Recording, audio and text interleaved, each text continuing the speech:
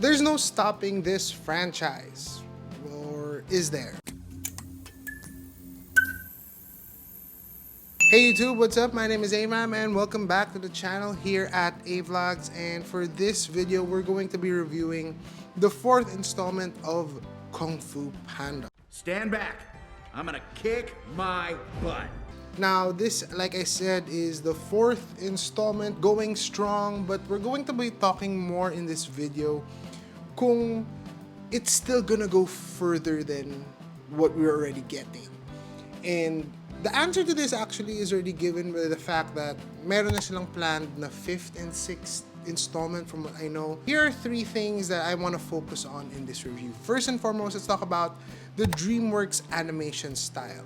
DreamWorks, honestly, even with their last Puss in Boots film, has been experimenting with its unique style per film. Like, there's a very personalized, individualistic nature with how they're tackling the animation styles for each of their properties. Like, Puss in Boots was more of the storybook kind, which made it very successful.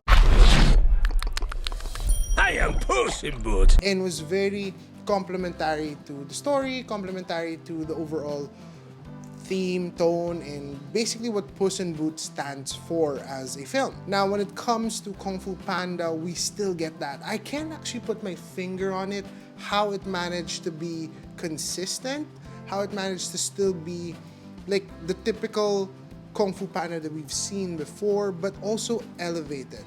Like, it's got that almost rock and roll feels, it's almost got that nice Kung Fu vibes to it with like calligraphy style. I actually can't pinpoint specifically the tone or direction for the animation style this time around. Like, Puss in Boots, sobrang clear sa akin na storybook style siya. It's very energetic, it's very different and vibrant. Even with every moment, you get different styles within one movie, which is really, really nice to see. Now, the next thing I want to talk about, my second point, is in terms of the story, it's actually very predictable and plain. This is actually one of my biggest comments when it comes to this film. It's very predictable if you've watched, first and foremost, yung trailer. If you watch like the first 30 or 20 minutes pa lang, magigets mo na kasi kung saan siya papunta.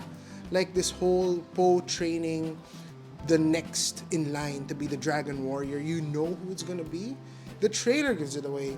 This film gives it away in the first few minutes, and it's just basically a long ride to get to the point of it. There's gonna be a tension between the two. There's gonna be like this falling out and whatnot, and it does happen. So it's very predictable, but what I do have to say, despite it being plain, simple, and predictable, it's still fun and entertaining, which honestly I still appreciate it. Now lastly, I do have to commend, third point, the characters. The characters, the casting choices for the voices here are still spot on. Obviously, star here is Poe, Jack Black. Skadoosh. I think if there is another character that has the perfect marriage with the voice actor and the actual animated figure, I have yet to meet one in comparison to Jack Black. I think he's one of the best, to be honest, when it comes to coming into the role. But one of the things that a lot of people noticed, even of course myself, is the absence of the Furious 5. Is that the name of the... Basta sila Tigress, sila Mantis, and all of these things. I guess a lot of people have been speculating, hindi nila makuha sila Angelina Jolie, Jackie Chan, and whatnot. Seth Rogen's voice was lent here at a moment in the film.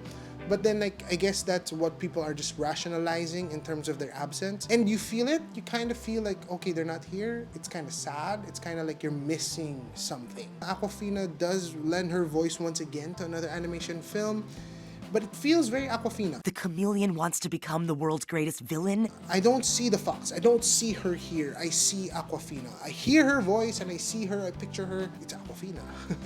She's good and all, but then it's Awkwafina. I don't know how you'll take it as that.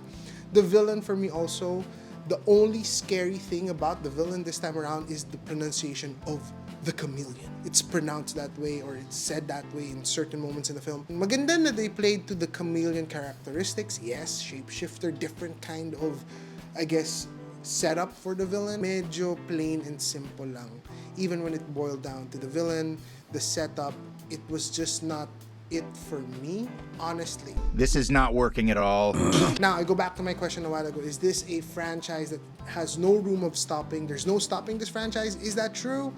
Honestly, I feel because of the fan base, because there is such a huge following and niche of people who love Kung Fu Panda.